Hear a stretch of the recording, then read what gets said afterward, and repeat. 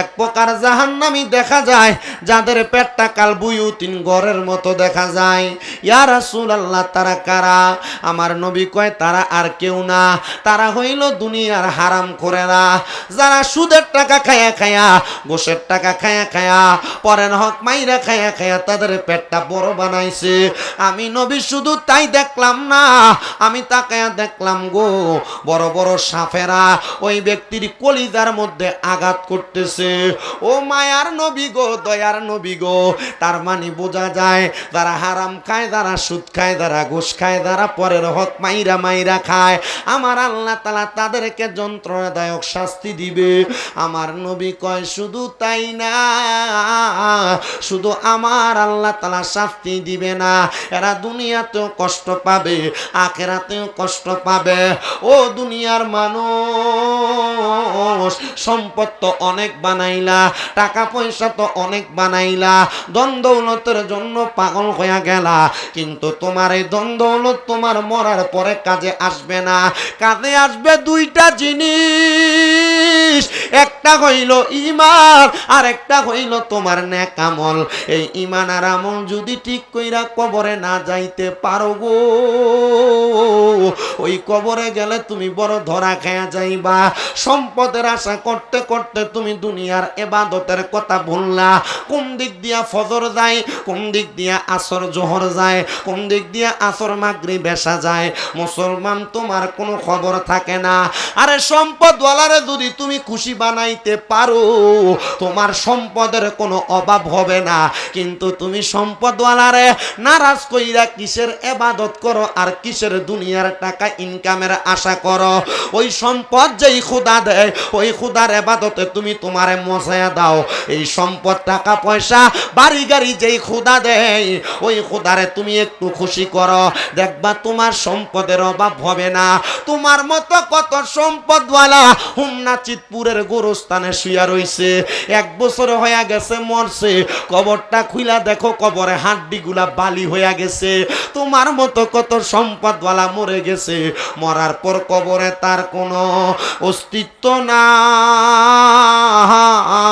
এই জন্য তোমার কাছে আবদার জানাই, দুনিয়ার সম্পদ অর্জনের পাশাপাশি আমার আল্লাহ তাআলার ইবাদত কইরা আখিরাতের সম্পদ অর্জন করো। এই জন্য আশিক বলে, আরে চোখেরই পলকে তুমি হতে পারো লাশে, চিরতরে বন্ধ হবে তোমারই নিঃশ্বাসে, হবে এলান তোমারই নাম মসজিদের মাইকে, বলেন হবে এলান তোমারই নাম ইকে। বাড়িওয়ালা নাই রে বাড়ি, নাই রে দুনিয়াতে, বাড়িওয়ালা নাই রে বাড়ি। তোমার বয়ে থাকতো মানুষ ছিল বাহাদুরি, ভাবনি হাওয়ায়ুরা তুমি যে রঙিনী ঘুরি। সুতোয় টানে দিলে মালিক, সুতোয় টানে দিলে মালিক পারবে না থাকিতে, বাড়িওয়ালা নাই রে বাড়ি, নাই রে দুনিয়াতে, বাড়িওয়ালা নাই রে বাড়ি। বাড়ি গাড়ি মেল ফ্যাক্টরি টাকারও পাহাড়, বিলাসিতায় কেটেছে জনম কতই অহংকার।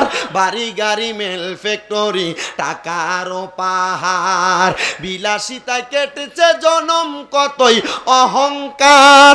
দামি কাপড় ছেড়ে হবে, দামি কাপড় ছেড়ে হবে সাদা কাফন পরিতে, বাড়িওয়ালা নাই রে বাড়ি ইয়াতে, বাড়িওয়ালা নাই রে বাড়ি, নাই রে দুনিয়াতে। মুসলমান ও নবীর উম্মতের দলেরা, সম্পদের জন্য পাগল হয়েও না, দুনিয়ার বাড়ি গাড়ির জন্য পাগল হয়েও না। যেই মালিক সম্পদ দেয়, যেই মালিক বাড়ি দেয়, যেই মালিক টাকা পয়সা দেয়, ওই মালিকের জন্য পাগল হয়ে যাও। এবার আমার আল্লাহ তাআলা কোরআনুল কারিমে বলতেছে, ইয়া আইয়ুহাল্লাযীনা আমানু আমানু, ওহে যারা ঈমানদার, ইত্তাকুল্লাহ, তোমরা আমি আল্লাহকে ভয় করো। ওয়াল তানজুর নাফসুম মা কদ্দামাত লিগাদ, তোমাদের তাকানো উচিত তোমাদের পূর্ববর্তীদের দিকে, তারা তাদের আগে কি প্রেরণ করেছে। আল্লাহ আবার বলেন ইত্তাকুল্লাহ, তোমরা আমি আল্লাহকে ভয় করো। ইন্নাল্লাহা খবীরুম বিমা তা'মালুন, নিশ্চয় আমি আল্লাহ তাআলা বান্দার অন্তরের খবর সম্পর্কে জানি। ও আল্লাহ, আপনি তো আমাদের অন্তরের খবর জানেন, আপনি তো আমাদের মনের খবর জানেন। আল্লাহ আপনার কাছে জানতে চাই, আপনি মনের খবর যেহেতু জানেন, আপনি কেন আমাদের মনের আশা পূরণ করেন না? আমি জানি না আজকে পর্দার অন্তরালের কত মা বোনেরা তারার মনে কোন আশা নিয়ে জানি বসছে। আমি জানি না কোন মুরব্বী বাবারা কোন আশা নিয়ে বসছে, কিন্তু মুসলমান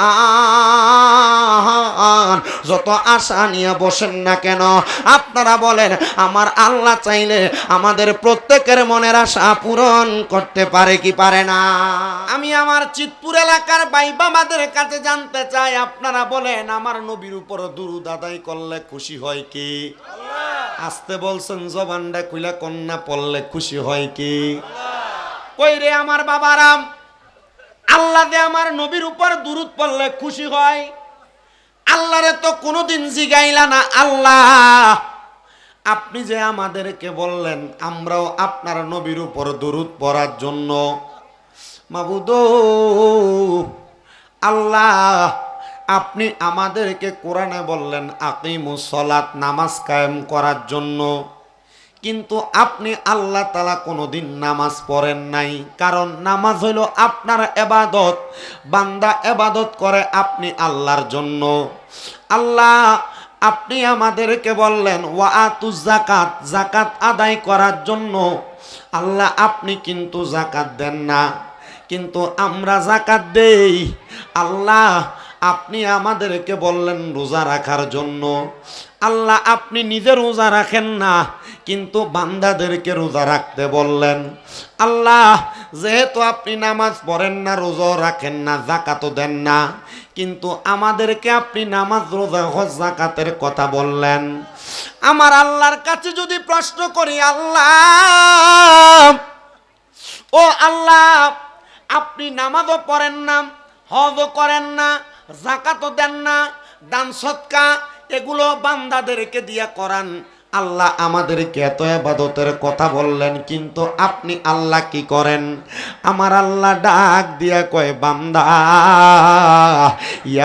আমি আমার আল্লাহ ডাক দিয়া কয় বান্দা, ইন্নাল্লাহা, নিশ্চয় আমি আল্লাহ, ওয়া মালাইকাতাহু, আমার অসংখ্য ফেরেশতাদেরকে নিয়া, ইউসাল্লুনা আলান নবী, আমার নবীর উপর দুরূদ আদায় করি। আরে দুরূদের পাগল হইলে করবে নবী পার, বলেন দুরূদের পাগল হইলে করবে নবী পার। আল্লাহুম্মা সাল্লি আলা, পরবারে বারে বলেন আল্লাহুম্মা আইরে দুরূদের পাগল হইলে করবে নবী পার, বলেন দুরূদের পাগল হইলে করবে নবী পার। আল্লাহুম্মা সাল্লি আলা, পড়ো বারে বার, আইরে নবীর দুরূদ পড়ে যারা, আরে সাচ্চা ঈমানদার তারা, বলেন নবীর দুরূদ পড়ে যারা, আরে সাচ্চা ঈমানদার তারা, আইরে অহরহ পর দুরূদ, অহরহ পর দুরূদ নবী মুস্তাফার। আল্লাহুম্মা সাল্লি আলা, পড়ো বারে বারে, বলেন দুরূদের পাগল হইলে করবে নবী পার, বলেন দুরূদের পাগল হইলে করবে নবী পার।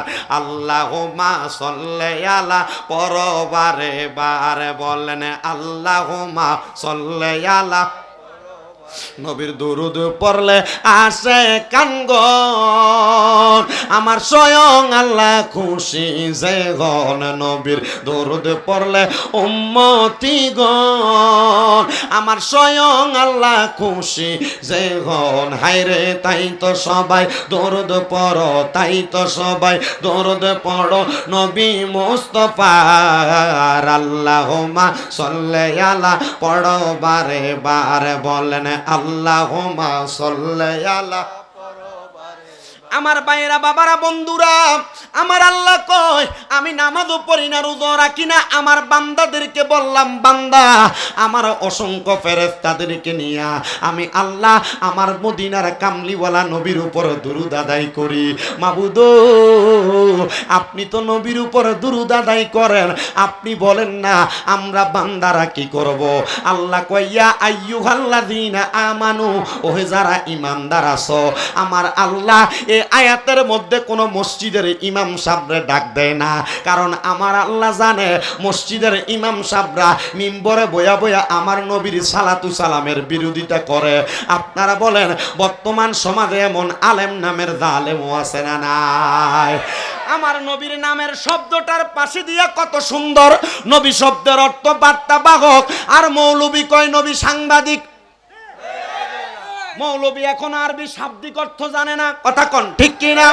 এ ভাই আমি চাই আপনার মাথায় টুপি আছে, পাঞ্জাবি আছে, টুপি আর পাঞ্জাবি লাগায়া, মুখের মধ্যে দাড়ি লাগায়া আপনি আমার নবীর শানে শব্দ ব্যবহার করতে পারেন না।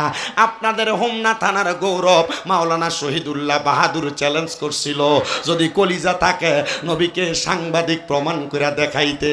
ও বাবা, শিয়াল যেমনে লেজ গুলায় পাঠায় এমন ঠিক লেজ গুটাইয়া পালাইছে ওই মৌলবীর দলেরা, কারণ তারাও জানে মাথা ঠিক না থাকার কারণে জেলে থাইকা থাইকা ডাইল ভাত ফানি ভাত খাইয়া খাইয়া মাথা বরবাদ হইছে।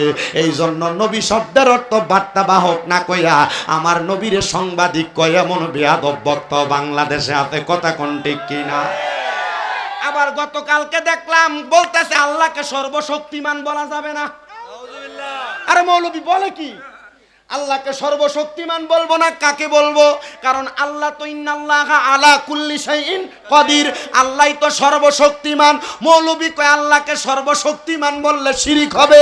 এই মৌলবী সাহেব আমি তোমাকে বলবো নবীর শানে বেয়াদবি করলা, তোমার দলের কোনো ব্যক্তি তোমারে কিছু বলে নাই, এটা তোমাদের বিষয়, কিন্তু স্বয়ং আল্লাহ যার ব্যাপারে মন্তব্য করতে সতর্কতা অবলম্বন করা লাগে ওই আল্লাহরে সর্বশক্তিমান বলা যাবে না। বইলা তুমি আমার আল্লাহ তাআলার একটা মর্তবা, আল্লাহ তাআলার একটা শান, আল্লাহ তাআলার একটা অধিকার, আল্লাহ তাআলার একটা পাওয়ারকে অস্বীকার করছো। আমি বলবো যে মৌলবী আল্লাহকে সর্বশক্তিমান বলা যাবে না বলছে, এই মৌলবীর ঈমান নাই, মৌলবী কাফের। এই কথা বলেন না ঠিক কিনা? আল্লাহ যেন আমরা মুসলমানদের জবান থেকে এমন কোনো কথা না আনে, আমিন পড়েন। আরে আমি শামীম রাজো মাঝে মাঝে বিভিন্ন রকমের কথা বলার কারণে সোশ্যাল মিডিয়ার মাধ্যমে আমার বদনাম হয়ে যায়। আমি আমার আল্লাহরে কই, আল্লাহ আপনি না বলেছেন লাকাদ খলাকনাল ইনসানা ফি আহসানি তাকওয়িম, উত্তম সুরত দিয়া মানুষকে বানাইছেন, আবার আপনি বলতেছেন ইন্নাল ইনসানা লাফি খুস, সকল মানুষ ক্ষতিগ্রস্ত। আল্লাহ আমি মানুষ, আমার ভুল হইব, আমি এখন ভুল করি, আগেও ভুল করছি, ভবিষ্যতেও ভুল করব। আল্লাহ এই ভুলগুলা করার পরেও আপনি আমার ভুল থেকে বাঁচাইয়েন। কিন্তু যে মৌলবীরা আল্লাহর সর্বশক্তিমান মানে না, আল্লাহ আমরারে সেই মৌলবীর মতো বানাইয়েন না। আল্লাহ যে মৌলবী নবীরে সাংবাদিক কয়, আল্লাহ আমরারে সেই মৌলবীর মতো বানাইয়েন না। আমার আল্লাহরে আমরা এত ভালোবাসি, আমরার নবীরে আমরা এত ভালোবাসি, নবীর শান ও শৌকতে, নবীর ইজ্জতে যদি আঘাত আসে আমরা সুন্নি মুসলমান মানতে পারি না। কথা কন না ঠিক কিনা? আল্লাহ কয় ইন্নাল্লাহ, আল্লাহ বলে ইয়া আইয়ুহাল্লাযীনা আমানু, ওহে যারা ঈমানদার। আল্লাহ কোন মুশরিককে ডাক দেয় না, আল্লাহ কোন মুনাফিককে ডাক দেয় না, কারণ মুনাফিক কথায় কথায় মিথ্যা কথা বলে, কথা কোন? এই জন্য আমার আল্লাহ বলেন ইয়া আইয়ুহাল্লাযীনা আমানু, ওহে যারা ঈমানদার, সল্লু আলাইহি, তোমরা ওই নবীর উপর দুরূদ আদায় করো। জোরে কোন সুবহানাল্লাহ। এবার আমার আল্লাহ কয় ওয়াসাল্লিমু তাসলিমা, তোমরা সালাম দাও আদবের সাথে। সুবহানাল্লাহ কইলেন না? এ বাবারা, আমরা যারা সুন্নি দাবি করি, আমরা নবীরে ইয়া নবী সালাম আলাইকা বলে সালাম দেই কি দেই না? আবার ইয়া নবী সালাম আলাইকা বইয়া সালাম দিলে আবার এক জাতের উপরে ঠাড়া পড়ে। কথা কয় না, আছে না নাই? এ ভাই বাবারাম, আল্লাহ কোরআনে কয় ওয়াসাল্লিমু তাসলিমা, তোমরা সালাম দাও আদবের সাথে। সুবহানাল্লাহ কইলেন না? আল্লাহ কয় সালাম দাও আদবের সাথে। ও আল্লাহ, কেমনে সালাম দিলে আদব হইব আপনার কাছে জানতে চাই। বন্ধুরে, আমরা এমন অপবাদ দেয়, বলে সুন্নিরা নবীরে এমন ভাবে সালাম দেয়, সালাম দিতে দিতে নাকি আল্লাহর উপরে উড়ায়। না রে বাবা না, আমার নবীরে দাঁড়ায়া সালাম দিলে আল্লাহর উপর ওঠে না। যদি তোমার মন চায় পায়ের তলাতে তুমি 10 ফুটটা 2টা বাঁশ বাইন্ধো, তুমি নবীরে সালাম দাও, এটা আল্লাহর উপরে উঠবে না। আমার আল্লাহ কয় বন্ধু নবী আমার, আমি আল্লাহ তাআলা ওয়ারাফানা আলাকা যিকরাকে অন্তর্ভুক্ত কইরা আপনি নবীর সম্মান, আপনি নবীর ইজ্জত বাড়াইয়া দিছি, দুনিয়ার কোনো মানুষ কমাইতে পারবে না। আমরা সুন্নিরা নবীরে দাঁড়ায়া দাঁড়ায়া সালাম দেই তাজিমের সাথে। আমার আল্লাহ তাআলা এই জন্য আমাদেরকে নবীর প্রেমিক হিসেবে কবুল করবে। আমরার বিশ্বাস নবীরে দাঁড়ায়া সালাতু সালাম দেওয়ার কারণে, ইয়া নবী সালাম আলাইকা বলার কারণে, আমরার যখন বিসমিল্লাহি ওয়া আলা মিল্লাতে রাসূলিল্লাহ বইলা কবরে শুয়াইব, আমার দয়াল নবী আমরার কোলে নিয়া নিব। জবান খুলে জোরে জোরে কোন সুবহানাল্লাহ। আরে ওই কবরে নূরের নবী আইব রে, বলেন ওই কবরে আইব রে,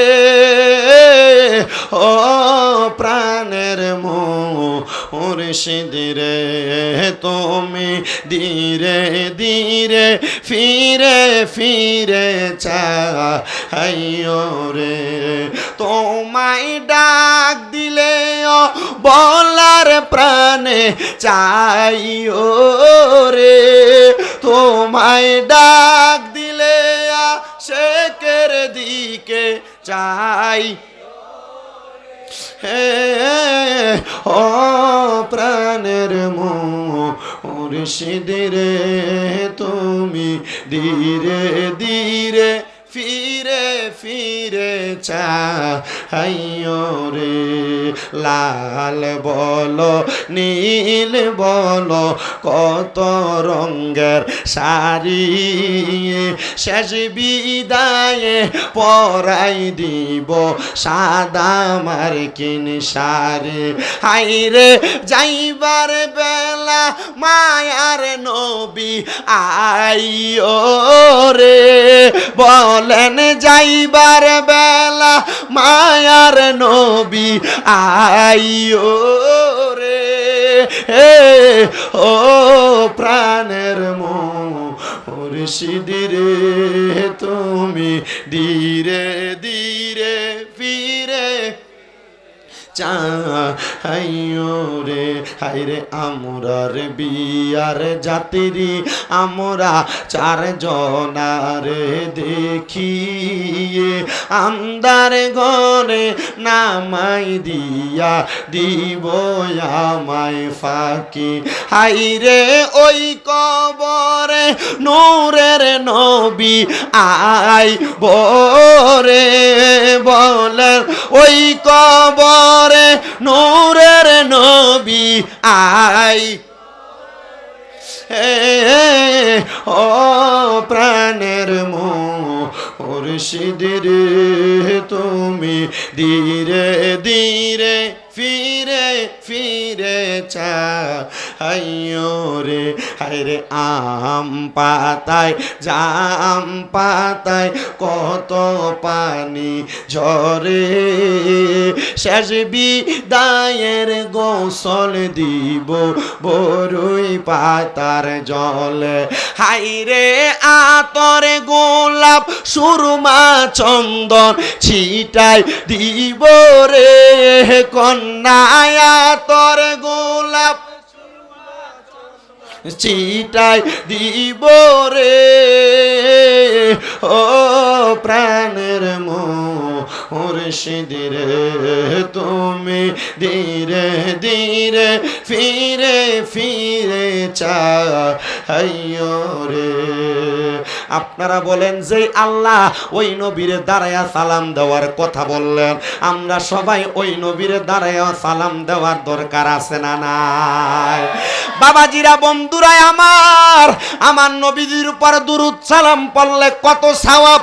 আমার দয়াল নবী রাহমাতুল লিল আলামিন নবী বলে, উম্মত দুনিয়ার জমিনে যেই ব্যক্তি আমি নবীর প্রতি যত বেশি দুরূদ আদায় করবে জান্নাতের ভিতরে ওই উম্মত আমি নবীর তত কাছাকাছি থাকবে।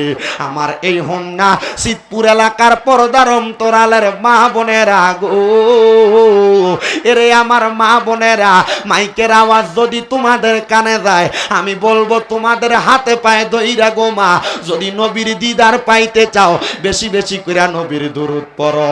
আমার হোমনা সিদ্ধপুর এবং আশেপাশে এলাকার ভাই বাবারা, আপনারা যারা এই জান্নাতের বাগানে আসছেন, আপনারা যদি ওই নবীর দিদার মরণের আগে একবার পাইতে চান, কবরে যাওয়ার পরে নবীর দিদার চান, আপনারা ওই নবীর উপর বেশি বেশি দুরূদ আদায় করবেন। আমার নবী কয়, উম্মত রে দুনিয়ার জমিনের মধ্যে আমি নবীর কোন উম্মত যদি আমি নবীর উপর প্রাণ ভরা দুরূদ আদায় করে, একবার যদি মুহাব্বতে দুরূদ আদায় করে, আমার আল্লাহ ওই উম্মতে মুহাম্মদীর নামের উপরে জান্নাতের মধ্যে একটা গাছ লাগাইয়া দেয়। নবী গো, জান্নাতের ভিতরে গাছ লাগাইলে উম্মতের কি লাভ? আমার নবী কয়, ওই গাছের ভিতরে যতগুলা পাতা থাকবে পাতার পরিমাণ সওয়াব ওই উম্মতের নেকের পাল্লার মধ্যে তুলে দেওয়া হবে। আমার নবী শুধু এই কথা বইলা কেন্ত হয় নাই, আমার নবী কই, উম্মত দুনিয়ার জমিনের মধ্যে বৈশা আমি নবীর কোন উম্মত যদি আমি নবীর প্রতি দুরূদ আদায় করে, আল্লাহ তাআলার অসংখ্য ফেরেশতারা আমি নবীর উপরে দুরূদ পড়া দুরূদরারে আমি নবীর রওজা মুবারকে পৌঁছায়। কিন্তু মুসলমান ইমানদার এই হাদিসটা শোনার পরে আমার অনেক ভাইয়েরা বলে, নবীর উপর দুরূদ আদায় করলে ফেরেশতা নবীর দরবারে দুরূদ পৌঁছায়, তাইলে নবী কেমনে সুন্নিরার মাহফিলে আসে, নবী কেমনে হাজির হয়? তারার কাছে বলবা এটা সব উম্মতের বেলায়। কিন্তু আমার নবী আরেকটা হাদিসে মুবারক কয়, আমার নবী ডাক দিয়া কয়, উম্মত আমি নবীর কোন উম্মত যদি মুহাব্বত নিয়ে আমি নবীর উপর দুরূদ আদায় করে, ওই উম্মত কোন জায়গায় বসে আমি নবীর প্রতি দুরূদ পড়ে, আমি নবী সেই জায়গা চিনি। শুধু চিনি না রে, যেই ব্যক্তি আমি নবীর উপর দুরূদ পড়ে আমি নবী ওই ব্যক্তির নাম জানি, তার পরিচয় জানি, আমি নবী স্বয়ং নিজ কান মুবারকে ওই ব্যক্তির দুরূদের আওয়াজ শুনতে পায়। আর জবান খুলে জোরে জোরে কন্যা সুবহানাল্লাহ। দিগার আজকে চিতপুর দারুস সুন্নাহ ইয়াহিয়া হাফিজিয়া মাদ্রাসার হাফেজ ছাত্রদের পাগড়ি প্রদান উপলক্ষে চিতপুর দক্ষিণপাড়া যুব সমাজের উদ্যোগের এই ৮তম ইসলামী সুন্নি মহাসম্মেলনের সম্মানিত শ্রোতামণ্ডলী ওলামায়ে কেরাম, দাড়িপাকা মুরব্বী বাবা, যুবক নওজোয়ান ভাই, পর্দানশিনী মা বোনেরা, রাস্তাঘাটে দোকানপাটে ঘোরাফেরা কন্যাওয়ালা ভাই বাবারা, সবার প্রতি আমার আন্তরিক শুভেচ্ছা মোবারকবাদ। আপনারা বলেন, আজকে জান্নাতের বাগানে আসতে পেরে বসতে পেরে আমরা খুশি না বেজার? তাহিরি হুজুর আসার আগ পর্যন্ত আমি যদি আপনাদের কাছে অল্প কিছুক্ষণ সময় বয়ান করি, আপনাদের কি কষ্ট হবে? আপনারা শুনলে খুশি হবেন। হুজুর আরো ১-১.৫ ঘন্টা আগেই হোমনাতে ঢুকে গেছে। হুজুর হোমনাতে আসেন, আপনাদের কাছে নির্দিষ্ট সময়ে উপস্থিত হবে। বাবা, আমি ওয়াজ করি একটু তেচ্ছা, আমার ওয়াজটা একটু ফাতাইল্লা হয়, সোজাসুজি ওয়াজ নাই। আমি ওয়াজ করার পরে আগামীকালকে হোমনা তিতাস এলাকার এবং বিভিন্ন দোকানপাটে, চিতপুর এলাকার বিভিন্ন দোকানপাটে বৈশা শামীম রাজার বিরোধিতা করব একদল। তারা যদি বেজার হয়, আমি যদি কোরআন সুন্নাহ দিয়ে ওয়াজ করি, আপনাদের কি কোনো অসুবিধা আছে? কারণ আমার ওয়াজের ভিতরে বেশিরভাগ রাগ করে এলাকার সুদখোরেরা। আপনারা কত সুদখোরের ওয়াজ করলে কি আপনারা বেজার হইবেন? আপনাদের এলাকায় সুদখোর আছে? আমার ওয়াজটা বেশিরভাগ একটু সুদখোর আর ঘুষখোরের উপরে পড়ে। কারণটা কি? কারণ বর্তমান সমাজে এমন একটা অবস্থা হয়েছে, সমাজের মানুষে সুদখুরটিরে ধরে নিয়ে মসজিদের সভাপতি বানায়। বর্তমান সমাজের সুদখোর আর ঘুষখুরটিরে ধরে নিয়ে মসজিদের সেক্রেটারি বানায়। এলাকার সর্দারি আর মাতাব্বরির দায়িত্ব সুদখুরটিরে দেয়। কথা কন না মেম্বার? কথা কন ঠিক না বে ঠিক? আবার চা দোকানে বৈশা বৈশা লম্বা কথা যারা কয় দেখবেন বেশিরভাগ সুদখোর ঘুষখোর চান্দাবাজ। আল্লাহর কসম করে বলি, এই সুদখোর ঘুষখোর চান্দাবাজরা সমাজের মধ্যে উচ্চ কণ্ঠে কথা বলতে পারে, কিন্তু আল্লাহ তাআলার এই জমিনে জায়গা হবে না। আল্লাহ কবুল করেন, জোরে পড়েন আমিন। এবার বলেন, প্রত্যেক এলাকায় এলাকায় এমন সুদখোর আছে না নাই? ঘুষখোর আছে না নাই? সমাজে লম্বা লম্বা বাতেল আচার এমন হারামখোর সুদখোর আছে না নাই? আল্লাহর কসম করে বলি রে হারামখোরেরা, সুদখোরেরা, তোমরা যারা সুদের টাকা খায়া খায়া তোমরার ফেটটারে বড় বানাইছো। আল্লাহর নবী কই, উম্মত, আমি নবী যখন মেরাজের মধ্যে গেলাম, আমি যাওয়ার পরে আমি জাহান্নামের দিকে তাকিয়ে দেখলাম, এক প্রকার জাহান্নামী দেখা যায় যাদের পেটটা কাল বুয়ুতিন ঘরের মতো দেখা যায়। ইয়া রাসূলুল্লাহ, তারা কারা? আমার নবী কয়, তারা আর কেউ না, তারা হইল দুনিয়ার হারামখোরেরা, যারা সুদের টাকা খায়া খায়া, ঘুষের টাকা খায়া খায়া, পরের হক মাইরা খায়া খায়া তাদের পেটটা বড় বানাইছে। আমি নবী শুধু তাই দেখলাম না, আমি তাকায়া দেখলাম গো, বড় বড় সাপেরা ওই ব্যক্তির কলিজার মধ্যে আঘাত করতেছে। ও মায়ার নবী গো, দয়ার নবী গো, তার মানে বোঝা যায় যারা হারাম খায়, যারা সুদ খায়, যারা ঘুষ খায়, যারা পরের হক মাইরা মাইরা খায়, আমার আল্লাহ তাআলা তাদেরকে যন্ত্রণাদায়ক শাস্তি দিবে।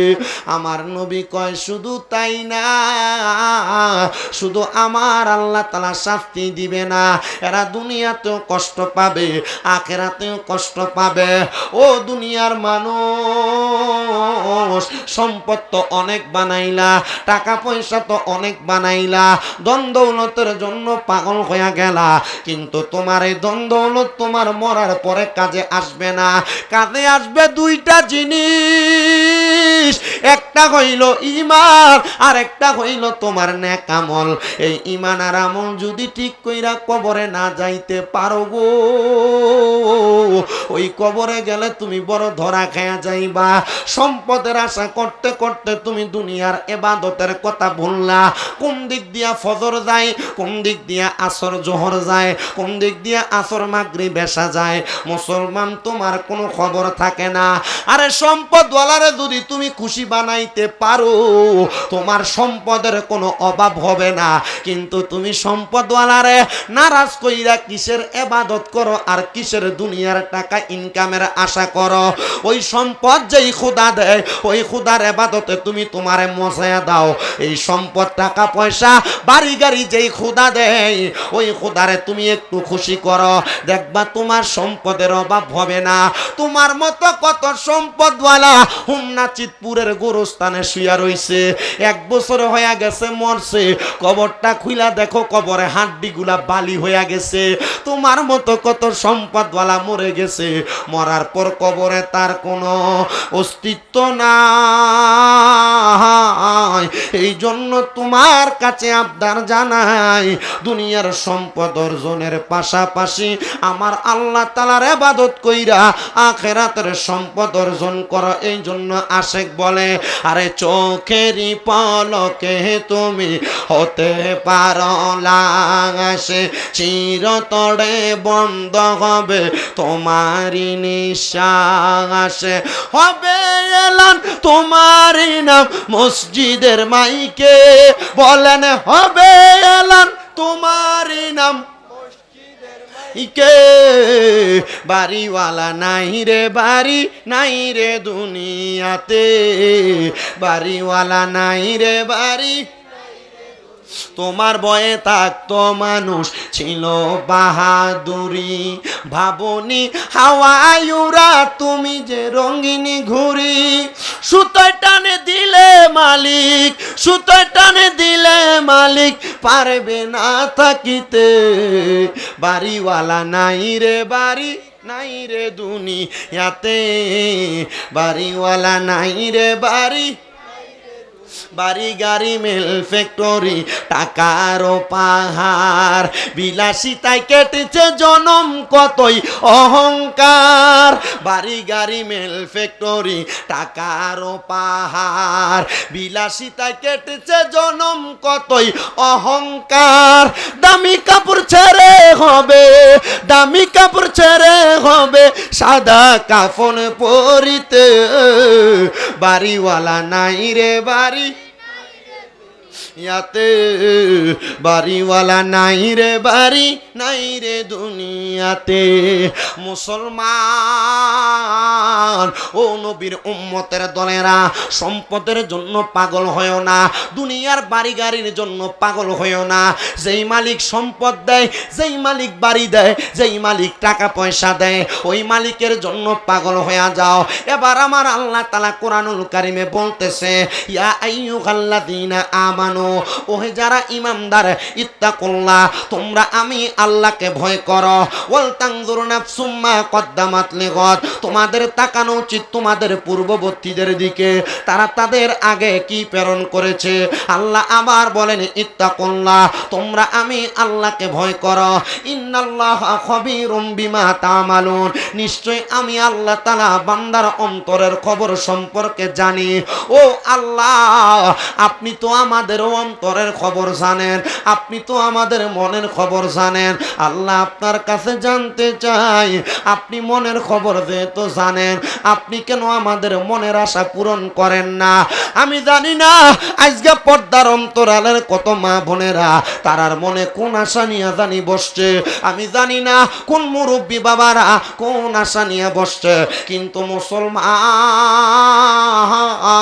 যত আশা নিয়ে বসেন না কেন আপনারা বলেন আমার আল্লাহ চাইলে আমাদের প্রত্যেকের মনের আশা পূরণ করতে পারে কি পারে না সম্পদ যেহেতু জোড়াইতেছেন একটু আমার আল্লাহর ভয় কইরা জোড়াইয়েন এই সম্পদের হিসাব আল্লাহর কাছে দেওয়া লাগবে বাড়ি একটা বাড়ি দুইটা বাড়ি তিনটা জায়গা জমির কোনো অভাব নাই দোকানের কোনো অভাব নাই ব্যাংক ব্যালেন্সের কোনো অভাব নাই প্রত্যেকটা বাড়ি প্রত্যেকটা জায়গা প্রত্যেকটা টাকার হিসাব দেওয়া লাগবে শোনেন একজন আল্লাহ তাআলার খাস বান্দার কথা যিনি ইরাকের জমিনে বসবাস করতেন যার কাছে বাদশাহিত্ব ছিল ওই বাদশা ডাক দিয়া বলে আমার তো প্রজা ছিল তারা আমার কাছে আইসা বারবার সম্পদ কামনা করত আর বলতো ও বাদশা গো আপনি আমাদেরকে সম্পদের ব্যবস্থা করে দেন আমাদের বেতনটা একটু বাড়ায়া দেন যেন আমরা এই সম্পদ দিয়া বেশি বেশি ভালো খাইতে পারি বেশি বেশি পড়তে পারি সুন্দর বাড়ি বানাইতে পারি বাদশা বলে আমার প্রজার দলেরা তাইলে তোমরা সম্পদ বেশি চাও বলে হ্যাঁ আমরা সম্পদ চাই হে আমার প্রজার দলেরা সম্পদ যদি তোমরা বেশি চাও তাইলে দুনিয়ার জমিনের মধ্যে থাকা অবস্থায় তোমরা আল্লাহ তাআলার ইবাদত করো প্রজা মানুষ সাধারণ মানুষ ডাক দিয়ে কই বাচ্চা আমরা তো খাবার খাওয়ার সময় পাই না কাজ করতে করতে সময় চলে যায় আমরা কেমনে আল্লাহর ইবাদত করব এমনি তো আমরা আল্লাহ তাআলার ইবাদত বেশি করতে পারি না এ আমার প্রজা নাও নাও নাও তুমি আমার সামনে আসো আমি তোমার হাতে 5টা টাকা তুলে দিলাম আমি তোমার হাতে 5টা দিরহাম তুলে দিলাম এবার ওই বাদশা ডাক দিয়ে আনলেন তার সেনাপতি প্রধানকে তারে ডাক দিয়ে আইনা তার হাতে 500 দিরহাম দিলেন দিয়া বলে এ আমার প্রজা হে আমার সেনাপতি সেনাপতি তোমারে দিলাম 500 দিরহাম প্রজা তোমার হাতে দিলাম 5 দিরহাম যাও তোমরা এটা নিয়ে বাড়িতে চলে যাও তবে সাবধান সতর্ক আগামীকালকে তোমাদের এই টাকার হিসাব দেওয়া লাগবে কি দেওয়া লাগবে হিসাব দেওয়া লাগবে সেনাপতিকে দিলেন 500 প্রজাকে দিলেন 5 টাকা প্রজা ডাক দিয়ে কয় বাদশা গো সেনাপতি হওয়ার কারণে আপনি তারে বেশি দিলেন আর আমি প্রজা হওয়ার কারণে আপনি আমারে কম দিলেন ও বাদশা আপনি ইনসাফ করেন নাই বলে যাও যাও যাও আগামীকালকে 5 টাকার হিসাব দিবা আর ও সেনাপতি তুমি এইটা দিয়া তুমি আগামীকালকে হিসাব দিবা এবার বাদশা এবং সেনাপতি দুইজন মিলা সুন্দর করে তাদের টাকা নিয়ে চলে গেলেন আর প্রজা চলে গেলেন প্রজার বাড়িতে প্রজা ডাক দিয়ে কয় আমার কাছে মাত্র 5 দিরহাম, আমি এটা দিয়ে বেশি কিছু করতে পারবো না। আরে 5000 টাকা 5 টাকা দিয়া কি আর করব, আমি টাকাটা আমার কাছে জমায়া রাখলাম। আর সেনাপতি 500 দিরহাম পায়া সুন্দর বকরি কিনা জবাই কইরা খায়, সেনাপতি 500 দিরহাম পায়া সুন্দর জামা কিনা গায়ে লাগায়, সেনাপতি 500 দিরহাম পায়া স্ত্রীকে দামি উপহার দেয়, সেনাপতি 500 দিরহাম পায়া আনন্দ ফুর্তি করতেছে তার বাড়িতে। এবার ওই ইরাকের বাদশা ডাক দিয়া কয়, জগৎবাসী গো, এবার আমি একটা বড় আগুনের চুলা বানাইলাম। কি বানাইছি? কথা কন্যা, কি বানাইছি? বড় একটা লাকড়ির চুলা বানাইলাম।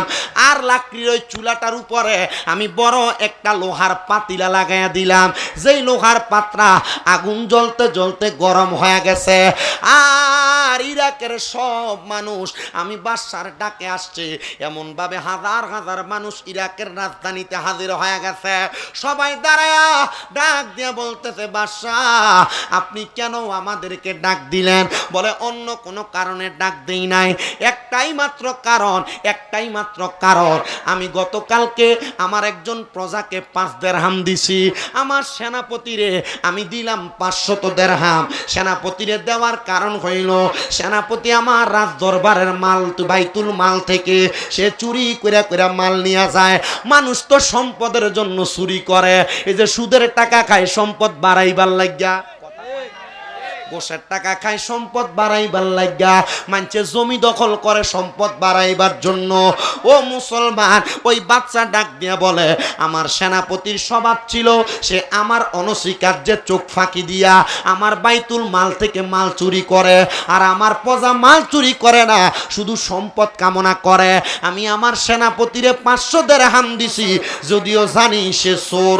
আপনারা দেখবেন এলাকার সুদখোরেরা সুদের টাকা দিয়া বিল্ডিং বানাইছে, বাড়ি বানাইছে, সুন্দর সুন্দর জায়গা জমি বালা বালা খায়।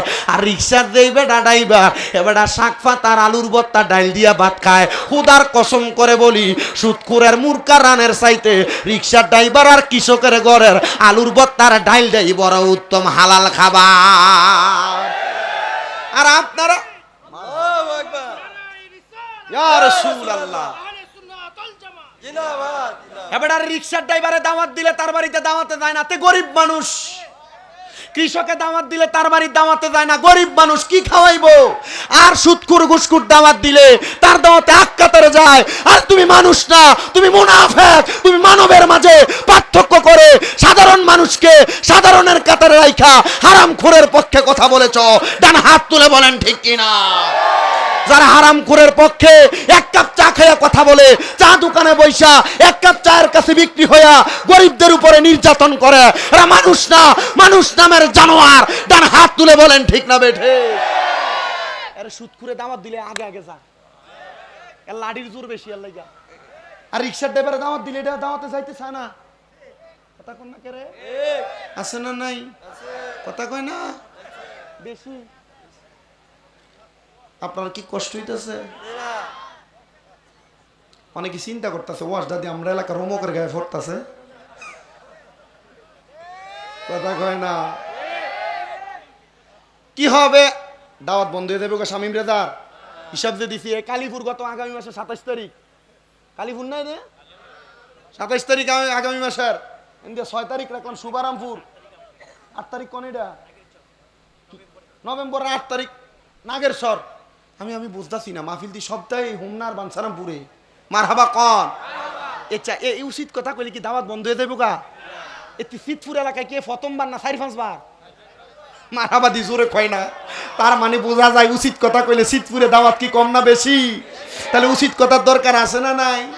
যে মৌলবী সামনে দেখবেন সুদখোরের ঘরে ভাত খাইয়া জুমার নামাজে এটা তেল মারে, মনে করবেন এটা মৌলবী না, এটা মুনাফি। কথা কয় না ঠিক না বে ঠিক? কি হবে আলেম সাজে সমাজেতে যদি না হক কথা উচ্চ সুরে না বলিতে, চাকরির ভয় করো যদি ছেড়ে দাও ইমামতি, চাকরির ভয় করো যদি ছেড়ে দাও ওই না গদি, কি হবে আল্লাহকে ধোঁকা দিয়ে, কি হবে আল্লাহকে ধোঁকা দিয়ে, কি হবে বেঁচে থেকে অযথা বিদ্যা শিখে যদি না গড়তে পারো শুধুমুক্ত সমাজটাকে, কথা কোন ঠিক কিনা, কি হবে বেঁচে থেকে অযথা বিদ্যা শিখে যদি না গড়তে পারো হারামবিহীন সমাজটাকে, যদি না গড়তে পারো গাঞ্জুটিবিহীন সমাজটাকে, যদি না গড়তে পারো নেশাবিহীন সমাজটাকে। ডান হাত তুলে বলেন নেশাখোরও আছে না নাই? নেশাখোরের জায়গায় বাড়ির কলডি পর্যন্ত চুরি করে লইয়া থাকা, নেশাখোরটি বাড়ির ডেক ডেকসি পর্যন্ত চুরি করে লইয়া থাকা, নেশাখোরেরা বাড়িতে নেশা করে আবার বউরে মাও ডাহে, কথা কয় না? নেশাখোর আছে না নাই? এই নেশা করো পোলা পান্ডিরে, আল্লাহর হস্তে তোরার পায়ের মধ্যে হাত দিয়া বলি, যে নেশা করো তোমার বন্ধু বান্ধবের ফাল্লাই ফইরা, যে দোস্ত তোমার ফার্ম দিয়া কইছে একবার সিগারেট খাইলে কি হইবে একবার খাইয়া দেখ, যত সিগারেট খোর আছে জিজ্ঞাসা করে দেখেন সিগারেট খানা শিখনি কার কাছে, এটি উত্তর দিব আমি তো খাইছি না, আমার একদিন দোস্ত কইছিল একবার খাইয়া দেখ কি হইব, এ একবার খাইয়া দেখতে যাইয়া এখন এটা আমার সঙ্গী হয়ে গেছে গা। কথা কয় না আছে না নাই? আব্বাজি, আল্লাহর নবী বলছেন যদি তোমরা জাহান্নামী মানুষ দেখতে চাও তাদের দিকে তাকাও। ইয়া রাসূলুল্লাহ কারা? বলে যাদের মুখের ভিতরে আগুন দেখা যায়। আচ্ছা আপনারা কোন তো হুজুর, ও ফির ভাই আপনি কোন তো কারা মুখের ভিতরে আগুনটা থাকে? যদি বিড়ি খুর, যদি সিগারেট খুর। একটার একদিন প্রশ্ন করছি, বাথরুমের ভিতর থেকে ধোঁয়া আইতেছে, বাইরে দাঁড়ায় রয়েছে। আমি কইলাম ইয়া এরে বাথরুমের ভিতর থেকে ধোঁয়া, তুই কি বাথরুমে বয়ে কিছু করছ? কহ একটা সিগারেট খাইলাম। সিগারেট বাথরুমে বয়ে খাইলি কা? কই বাথরুমে বয়ে সিগারেটটা না খাইলে বাথরুমটা ক্লিয়ার হয় না। নাউজুবিল্লাহ, জোরে কবে না? তাকবীরটা একটু জোরে হবে। নারায়ে তাকবীর, নারায়ে রিসালাত, নারায়ে গাউসিয়া। প্রধান অতিথির আগমন, সভাপতি সাহেবের আগমন, জনাব মোহাম্মদ আবু নাসের ওয়াহেদ সম্পদ সাহেবের আগমন, ডাক্তার মোহাম্মদ শহীদুল্লাহ সাহেবের আগমন, অতিথিবৃন্দের আগমন। নারে তাকবীর, নারে রিসালাত। সাদেক ভাইয়ের আগমন, সভাপতি সাহেবের আগমন, প্রধান অতিথি মহোদয়ের আগমন। সবাই জোরে বলেন মারহাবা। আমরা দেখতে পাচ্ছি আজকের মাহফিলে যিনি সম্মানিত সভাপতি, ভাসানী ইউনিয়নের সাবেক চেয়ারম্যান জনাব মোহাম্মদ আবু নাসের ওয়াহেদ সম্পদ সাহেব, আজকের মাহফিলে যিনি প্রধান অতিথি আপনাদের হোমনা উপজেলা স্বাস্থ্য কমপ্লেক্সের মেডিকেল অফিসার জনাব ডাক্তার মোহাম্মদ শহীদুল্লাহ সাহেব সহ মাহফিলের সম্মানিত অতিথিবৃন্দু, ওনারা সবাই এসে উপস্থিত হয়েছেন। আল্লাহ প্রত্যেক অতিথিদের হায়াতের মধ্যে বরকত দান করেন, পড়েন আমিন। আপনারা আস্তে আমিন কইছেন, অতিথিরার হায়াতে বরকত দিলে কি আপনারা কইমে যাবো গা? আর অতিথিরার হায়াতে বরকত দিলে আপনারা মাদ্রাসা দুই একটি দান একটু বেশি করে করব। আমিন কন। আল্লাহ তাআলা আমাদের প্রত্যেকটা অতিথির হায়াতে বরকত দিক, আমিন আর জোরে কন। আমরা যেই কথাটা বলতেছিলাম, এবার আপনারা কোন তো নেশাখোর এলাকায় এলাকায় আছে না নাই? সুদখোর এলাকায় এলাকায় আছে না নাই? ঘুষখোর এলাকায় এলাকায় আছে না নাই? এই সমাজের মধ্যে যে সুদখোর ঘুষখোর নেশাখোর গুলা, এগুলা সমাজের মানুষ হইতে পারে না, এগুলা কীটপতঙ্গের চাইতে খারাপ, কথা কন ঠিক না বেঠে? এই নেশাখোর গুলার জন্য বাড়ির কলডি বালা মতো বেরিয়েতে রাখতে পারে না, ডেক ডেকসি রোদি দিতে পারে না। এই নেশাখোর গুলার কারণে সমাজের মধ্যে বিশৃঙ্খলা সৃষ্টি হচ্ছে, সমাজের মানুষ বাজে পথে চলে যাচ্ছে। আমরা আল্লাহর কাছে দোয়া করি আল্লাহ যেন এই নেশাখোর হারামখোরগুলা থেকে আমাদেরকে হেফাজত করে, কোন আমিন। গভীর মনোযোগ দেন আমার বাবারাম। বাচ্চা সুন্দর একটা চুল্লি বানাইয়া ওই চুল্লির উপরে একটা সুন্দর করে লোহার বাটে লাগাইয়া দিলেন, লোহার একটা কড়াই লাগাইয়া দিলেন, আর বলেন হে আমার প্রজারা তোমরা সবাই দেখে রাখো, গতকালকে যাকে আমি যত টাকা দিয়েছি এই গরম চুলার উপরে দাঁড়ায় দাঁড়ায় সে তার টাকার হিসাব দেওয়া লাগবে। প্রজাটা এবার কি করলেন? সুন্দর করে তার ডান পাটা ওই চুলার কড়াইয়ের উপরে রাইখা দিয়া বললেন, আমাকে বাদশা 5 টাকা দিয়েছে, 5 দিরহাম দিয়েছে, আমি আমার 5 দিরহামকে বাদশার উপহার হিসেবে আমার কাছে রেখে দিয়েছি বলে লাফ দিয়ে নেমে গেছে। পদা ডাক দিয়া বলতেছে, আমার পায়ের তালুটা একটু গরম হইয়া পায়ের তালুটা একটু ছিঁড়ে গেছে। আর এবার সেনাপতিরে ডাক দিয়া বলতেছে, ও সেনাপতি, এবার তুমি এটার উপরে দাঁড়ায়া দাঁড়ায়া তুমি তোমার সম্পদের হিসাব দাও। সেনাপতি ডাক দিয়ে বলতেছে, ও গো বাদশাহ, আমি যদি এই গরম কড়াই আর গরম তাওয়ার উপরে দাঁড়ায়া দাঁড়ায়া হিসাব দেই, তাহলে আমার পা তো দূরের কথা, আমার হাড়গুলা পর্যন্ত আগুনের সাথে মিশে যাবে, আমি পারবো না, আপনি আমারে ক্ষমা করে দেন। বাদশাহ ডাক দিয়ে বললেন, ও আমার এলাকার মানুষ, ও আমার প্রজার দলেরা, তোমরা বুঝতে পেরেছো, এই যে এই আগুনের তাওয়ার উপরে দাঁড়ায় তারা হিসাব দিতে পারে না, এটার অন্য কোনো কারণ না। আমি তোমাদেরকে এটা এই কারণে বোঝাইছি, দুনিয়াতে যে যত বেশি সম্পদের মালিক হবে, কাল ময়দানে মাশর হবে একবারে তামার মতো উত্তপ্ত গরম, যেটার মধ্যে মানুষ দাঁড়ায় থাকতে থাকতে তাদের পাগুলো ঝলসে যাবে, তাদের মাথার একবারে 4 আঙ্গুল 1 বিঘত উপরে হাসরের ময়দানে একবারে সূর্যটা থাকবে। তখন তারা বড় নাজেহাল হয়ে যাবে, তখন তারা বড় পেরেশান হয়ে যাবে। ও দুনিয়ার মানুষ, তোমরা সম্পদের পাগল হয় না, তোমরা আল্লাহ নবীর পাগল হইয়া তোমরা দুনিয়া এবং আখিরাতটার সুন্দর বানাও, দেখবা তোমাদের দুনিয়া আখিরাত সুন্দর এবং আল্লাহর কাছে হিসাব তোমাদের জন্য বড় সহজ হয়ে যাবে। এ আমার হুমনা চিতপুর এলাকার বাবারা, বন্ধুরা, আমি আপনাদের কাছে আরেক প্রকার মানুষের ব্যাপারে বলি, যারা আমার আল্লাহকে ভয় করে না, তারা মনে করে আমি সমাজের মধ্যে ফিতনা তৈরি করতে পারলেই মনে হয় ভালো, যারা দোকানে বইসা বইসা মানুষের নামে বদনাম করে। 5 আগস্টের পরে এলাকার মধ্যে অনেক মানুষকে দেখা গেছে যারা সমাজের মধ্যে থাইকা থাইকা একজন আর একজনের ব্যাপারে খারাপ মন্তব্য কুটনামি করছে, মানুষকে হয়রানি করেছে। আল্লাহ তাআলার কাছে আমরা ফরিয়াদ জানাই, আল্লাহ, এই হুমনা থানার মানুষ বড় সরল সোজা মানুষ, আল্লাহ তাদেরকে তুমি এমনভাবে দুনিয়াতে দিন পরিচালনা করার সুযোগ দাও, তারা যেন তুমি আল্লাহর ভয় করে রাসূলের পথ মোতাবেক চলতে পারে, সেই তৌফিক আল্লাহ আমাদেরকে দান করেন। জোরে জোরে পড়েন আমিন। সমাজে যারা বাজে কাজ করে, মানুষের ক্ষতি করে, এক শ্রেণীর মানুষ দেখবেন যারা দোকানে বইসা বইসা মানুষের ক্ষতি কিভাবে করা যায় চিন্তা করে, কি নাই এমন, যারা মানুষের কিভাবে ক্ষতি করা লাগবে এমন চিন্তা করে। এ মুসলমান, বনি ইসরাইলের এমন 3 জন লোক ছিল যারা মানুষের ক্ষতি করার জন্য পাগল পারা ছিল, মানুষকে এমন ভাবে ক্ষতি করত যে ক্ষতি সাধনে পইরা বনি ইসরাইলের মানুষগুলা বড় অবাক হয়ে যাইতো, কারা আমাদেরকে এত ক্ষতি করে, কিন্তু এমন লোক তাদের ক্ষতি করে যে ক্ষতিগুলা তাদের কাছের লোক, আপন লোক। কিন্তু ওই 3 ব্যক্তি বলেন, আমরা পরবর্তী সময়ে মানুষের ক্ষতি করার যখন চেষ্টা করতে লাগলাম, আমরা তাকে দেখলাম মানুষ আমাদের ক্ষতির কারণগুলা যাই না ফেলে, তখন তারা আমরা ক্ষতি করার আগে সতর্ক হয়ে যায়, সাবধান হয়ে যায়। আপনারা কি আমার কথা বুঝতেছেন? বনি ইসরাইলের 3 ব্যক্তি মানুষের ক্ষতি করত, কিন্তু সর্বশেষ তারা যখন ক্ষতি করার জন্য যাইতো, মানুষ আগে থেকে সাবধান হয়ে যাইতো। তারা চিন্তা করলো, তারা জানতে পারে কিভাবে আমরা যে তাদের ক্ষতি করব। এই কথা চিন্তা কইরা তারা বলল, চলো আমরা ক্ষতি করার যে প্ল্যানটা করি, রুটম্যাপটা করি, আমরা এটা এই এলাকা থেকে অন্য এলাকায় যায়া সেখানে ফন্দি কইরা তারপরে এই এলাকার মানুষকে ক্ষতি করব। আচ্ছা বলেন, মানুষের ক্ষতি করা এটা কি ভালো কাজ? জোরে বলে না তো। সাবেক চেয়ারম্যান সাহেব কোনটা? আপনি না? এই যে চেয়ারম্যান সাহেব চেয়ারম্যান হয় মানুষের লাভের জন্য না লসের জন্য? কিন্তু এই লাভ করাইতে যাইয়া এক পক্ষের ক্ষতি হয়, হয় না? এক পক্ষের ক্ষতি হয়, বিচারে একজন ঠগে একজন জিতে। এখন ঠগুইনার ভোটটা কি চেয়ারম্যানরা দেয় আপনি মনে করেন? আমি জীবনও বিশ্বাস করি না। এ চিন্তা করে এর দোষ, চেয়ারম্যান যদি তার হক কইয়া যদি তারা জিতিয়ে দিত, চেয়ারম্যানের ভোটটা দিত, কথা কয় না। কিন্তু না, চেয়ারম্যান যদি উচিত বিচার না করে, আল্লাহর নবী বলে কাল হাসরের ময়দানে 7 প্রকার ব্যক্তি আমার ছায়া তলে থাকবে, লাওয়ায়ে হামদের পতাকার নিচে থাকবে। এর মধ্যে 1 নাম্বার ইমামুল আদল, যারা ন্যায় বিচার করে। চেয়ারম্যান যদি ন্যায় বিচার না করে আল্লাহর ওই পতাকার নিচে থাকতে পারবো? তো চেয়ারম্যান সাহেবরা এই ন্যায় বিচারটা কইরা দেয়, কিন্তু আমরা সমাজের মানুষ এই ন্যায় বিচারটারে পছন্দ করে না।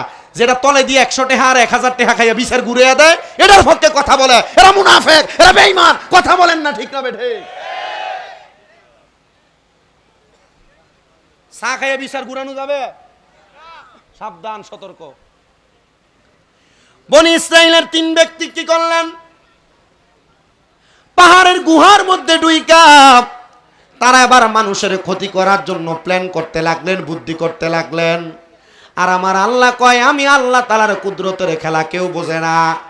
আল্লাহ কয়, এ 3 বান্দা, তোমরা যেহেতু মানুষের ক্ষতি করার জন্য চেষ্টা করলা, আল্লাহ তাআলা কুদরতিভাবে ওই পাহাড়ের গুহার মুখের ভিতরে 3টা পাথর আইনা ফালাইয়া দিছে। আরে 3জন খারাপ মানুষ চিন্তা করে, যেহেতু পাথর আইনা ফালাইয়া দিছে, আমরা মনে হয় এখান থেকে বের হতে পারবো না। 1 দিন 2 দিন করে অনেক দিন পর্যন্ত গুহার মধ্যে আটকে আছে, কিন্তু গুহা থেকে বের হতে পারতেছে না। এবার ওই 3 ব্যক্তি ডাক দিয়ে বলে, আল্লাহ যদি আমাদেরকে না বাঁচায়, এই গুহা থেকে আমাদেরকে আর কেউ বাঁচাইতে পারবে না। আসুনিরে কোনো মানুষ, চলো আমরা আল্লাহ তাআলার কাছে আমাদের কোনো ভালো কাজের উসিলা দিয়া দোয়া করি। এবার একজন ডাক দিয়ে বলে, আমার কোনো ভালো কাজ নাই, আমার একটা ভালো কাজ আছে। বলে, কোন ভালো কাজ আছে বলো না। বলে, আমার বাড়িতে একজন ব্যক্তি সারাদিন 1 মাস পর্যন্ত চাকরি পোকা ধরে, কেরি পোকা। এবার বাদশা ডাক দিয়া কয়, ও আমার এলাকার মানুষ, আমি যখন দেখলাম চালগুলার মধ্যে পোকা ধরে গেছে, আমি আবার চালগুলা বাজারে বিক্রি করে অনেকগুলা ছাগল কিনলাম। ছাগল কিনা লালন পালন করতে করতে গরু কিনলাম। আমি গরুগুলা লালন পালন করার জন্য খামার বানায়া আমি সুন্দর করে আমার গরুগুলা লালন পালন করলাম। এমন এক সময় ওই কাজের লোক আইসা বলে, হুজুর আমার চালগুলা আমারে ফেরত দেন।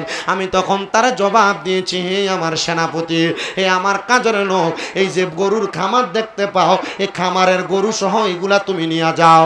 এ বাদশাহ, এ আমার মালিক, আমি তো আপনাকে এতগুলা গরু আর খামার দেই নাই। বলে, তোমার চালগুলা যখন নষ্ট হইতে লাগছিল, আমানত নষ্ট হয়ে গেলে আল্লাহর কাছে জবাব দেওয়া লাগবে, এই জন্য আমি তোমার চালগুলা বিক্রি করে, বকরি ক্রয় কইরা, গরু ক্রয় কইরা লালন পালন করে তোমার সম্পদকে আরো বাড়াইয়া দিছি। এটা তোমার আমানত, তুমি নিয়ে যাও। আল্লাহর কাছে দোয়া করে, আল্লাহ আমার এমন কোন নেক আমল নাই, শুধু এই আমানতের কারণে তুমি আমি বান্দারে মাফ করে দাও। আল্লাহ তাআলা তার দোয়া কবুল করছে। ভালো কাজের উসিলায় গুহার মুখ থেকে 3টা পাথর তাইকা একটা পাথর সরাইয়া নিয়ে গেছে। ডাক দিয়া কই, আল্লাহ ও মনিব গো, যেহেতু আপনি এই 3টা পাথর থেকে একটা ভালো কাজের উসিলায় একটা পাথর সরাইছেন, ওরে আমার বন্ধুরা আর 2টা ভালো কাজের উসিলা দিয়া দোয়া করো, দেখবা আমার আল্লাহ দোয়াটা কবুল করবে। আমার আল্লাহ তো দয়ার আল্লাহ, আমার আল্লাহ তো মায়ার আল্লাহ। এমন দয়া করছে, এমন মায়া করছে। আরেকজন ডাক দিয়া কয়, আমার জীবনে আর কোনো ভালো কাম নাই, একটা ভালো কাম আছে।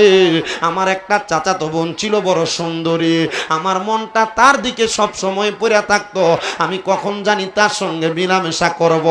ও পোলাপান, তোমার চোখের সৌন্দর্যের কারণে তোমরা যারা জিনা ব্যভিচার করো, পরনারীর দিকে তাকাও, অন্য মেয়েদের দিকে তাকায় তাকায় সময় নষ্ট করো, মনে রাখবা জিনা করার কারণে তোমার এই লজ্জাস্থানের মধ্যে আমার আল্লাহ তাআলা গরম লোহার রড লাগাইয়া দিবে।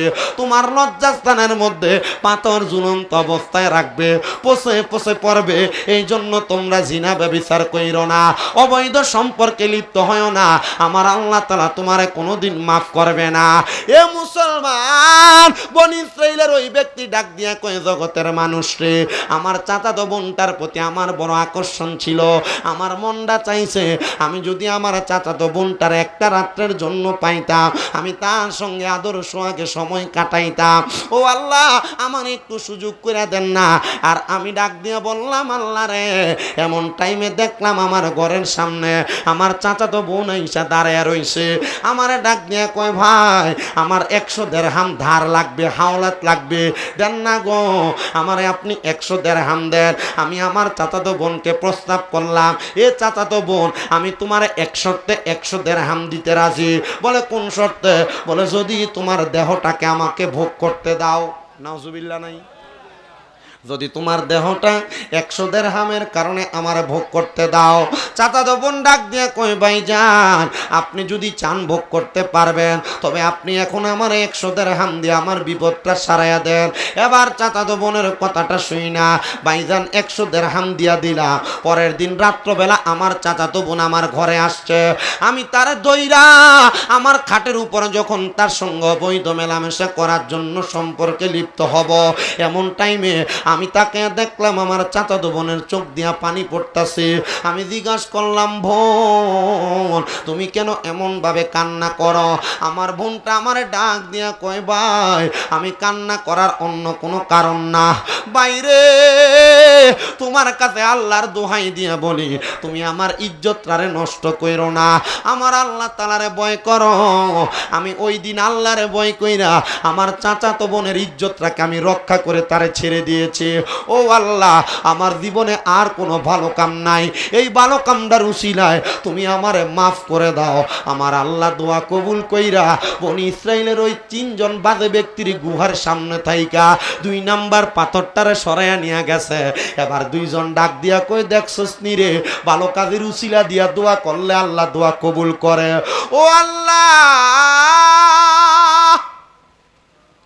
আল্লাহ গো। আরেকজন ডাক দিয়া কয়, আমার সম্পদ নাই, আমার টাকা পয়সা নাই, আমি আমার বাড়িতে 2টা ওট লালন পালন করতাম, আমি 2টা ওট লালন পালনের মধ্যে একটা মান্দা ওট আর একটা মেন্ডি ওট, মেয়ে যেই ওটটা, ওই ওটটা থেকে দুধ দহন কইরা আমি আগে আমার আম্মা জানরে দুধরা পান করাইতাম, এরপর আমার ছোট একটা বাচ্চা তারে পান করাইতাম, এরপর আমি আমার স্ত্রী একসাথে দুধ পান করতাম। আমার মারে দুধ পান করানো ছাড়া ওই দুধ আমরা পান করতাম না। একদিন আমার আম্মা জানকে আমি অপেক্ষা করতে বইলা, আমি ওটের মধ্য থেকে 2 লক্ষ কোটি টাকার বাড়ি দিয়া গেছে, জায়গা জমি দিয়া গেছে, কিন্তু তোমার মা বাবা কবরের বাসিন্দা। কইরে সন্তান, মা বাপ যদি বাইচা থাকতো, মা বাপরে যদি তুমি বালা বালা খানা খাওয়াইতা, মা বাপরে যদি ভাত খাওয়াইতা, তোমার কি মাসে মা বাবার পেছনে 2-3 হাজার টাকা খরচ হইতো না? মা তো কবরের বাসিন্দা, বাবা তো কবরের বাসিন্দা, বাবা দামি কোনো জামা কাপড় পরে নাই, তুমি সন্তানরে পরাইছে। ওই মা বাবা যাদের কবরের বাসিন্দা, আল্লাহ গো, এই জান্নাতের বাগানে মা হারা সন্তানগুলা, বাবা হারা সন্তানগুলা বসে গেছে। আজকের মাহফিলটা চিতপুর দারুস সুন্নাহ ইয়াহিয়া হাফিজিয়া মাদ্রাসার মাহফিল। কোরআনে হাফেজরা মাদ্রাসায় কোরআন পড়া পড়া তোমরার মার জন্য দোয়া করবে, তোমরার বাবার জন্য দোয়া করবে। ও সন্তান, তোমার মা বাবা তোমার লাখ লাখ টাকার ক্ষেতের জায়গা, বাড়ির জায়গা দিয়া গেছে, আসুনি রে একটা সন্তান এই চিতপুর দারুস সুন্নাহ ইয়াহিয়া হাফিজিয়া মাদ্রাসার জন্য 50,000 টাকা আল্লাহর হস্তে দান করে দিয়া যাইবা। পারলে নগদ দিবা, না পারলে তুমি 2 মাস পরে, 5 মাস পরে, 1 বছর পরে দিবা। একটা সন্তান যদি থাকো 50,000 টাকা দেওয়ার মতো, দাও না একটা সন্তান হাতরা বাড়ায়া। মাহফিলের যিনি প্রধান বক্তা আল্লামা পীর মুফতি গিয়াসউদ্দিন তাহেরি হুজুরও চলে আসছে, অল্প কিছুক্ষণের মধ্যে হুজুর স্টেজে চলে আসবে। একটা সন্তান হাতরা বাড়ায়া কও, হুজুর আমার মা নাই আমি দোয়া চাই, আমার বাবা নাই আমি দোয়া চাই, আমি দান করব 50,000 টাকা। আসেননি একজন? হাতরা বাড়াইবেন। মনে রাখবারে, এ চিতপুরের বাবা আস-সাখিউ হাবিবুল্লাহ, দানকারী হলো আল্লাহর বন্ধু। 50,000 দেওয়ার মতো অনেক